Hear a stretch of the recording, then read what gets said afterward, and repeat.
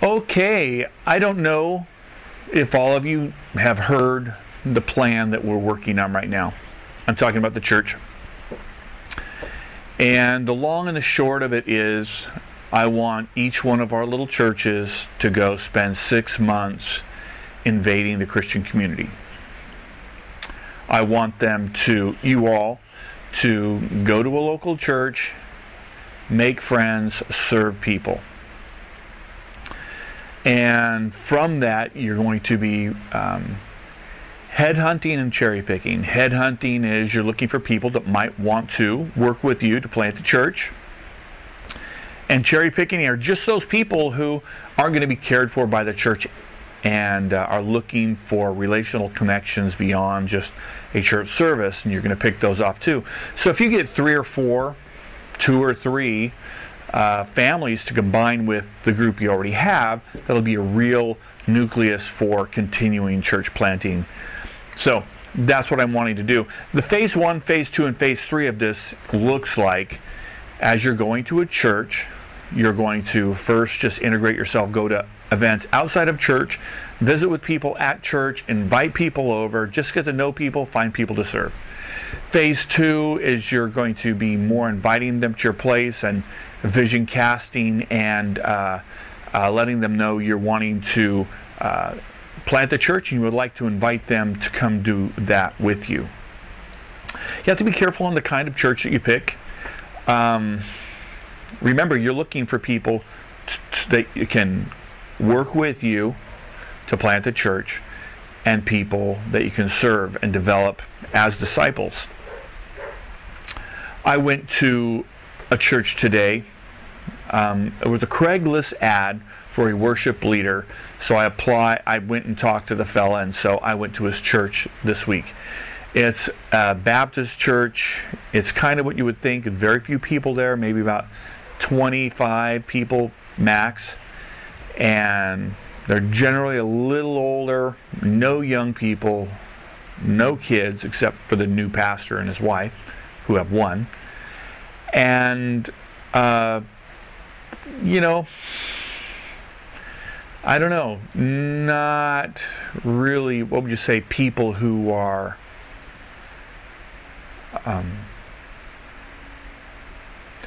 fit into, they're kind of fringe people on the culture. They're nice people, but they're kind of fringe. And so probably hard to build a church around that core group of people, because you really are looking for a group of people that's kind of attractive in some regard, and this group is more needing help than they're going to actually be able to help others, if you ask me. So anyway, I don't know if I want to stay there or not, but that's the questions you're going to be asking yourself. Is this going to be a fruitful time? Because you can't waste 6 months looking for a place. You do need to find a place that fits, and rather quickly, so you can utilize your 6 months of developing relationships. We've had some groups of people do this with kind of a limited success. We'll see as all of us go out there, because like today at this church, I was engaging with tons of people and already making relationships and making my presence known there. So it'll be interesting. I don't know if I'm going to continue to go to this church or not. It's not even in my neighborhood. I was only doing it because I felt God directing it. And I won't go into why I felt that way, but I certainly do. But anyway, that's the objective. You can do it 2 ways. I'm going back to you. You can all just go to a church and start engaging together. That's a good way. You can go to separate churches. But what I do want you to do is, after church, get together, debrief, talk about what happened, some people you met, about invitations you made, about connections you are making for the next week, and share ideas. You might, learn some things from one another, or have things you want to pray for one another. So get together, debrief, and then pray together after you go to one of these churches, and eat lunch, whatever you do. And, I'm here by myself doing this. I don't think I'll have, from these churches, I don't think I'll have trouble engaging. I just have to find the right church to be in.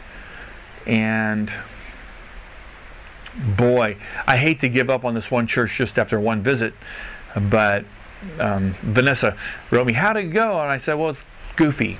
And it was goofy. It was cute. I liked the people. I felt bad for them. They would have the same trouble, how are you going to grow a church around these people? You can give them more theological training. They're not going to be any better. So it'll be interesting. Anyway, just wanted to give you a kind of a briefing of what I experienced. And I went to Sunday school, and I met some people, and I went to church, and I engaged in all of those. I sat in the front seat, and I worshiped and encouraged some guys. So like in one time, I'm engaged with 1, 2, 3, 4 people I engage with. Now, it's a small church, but I engage with 4 people.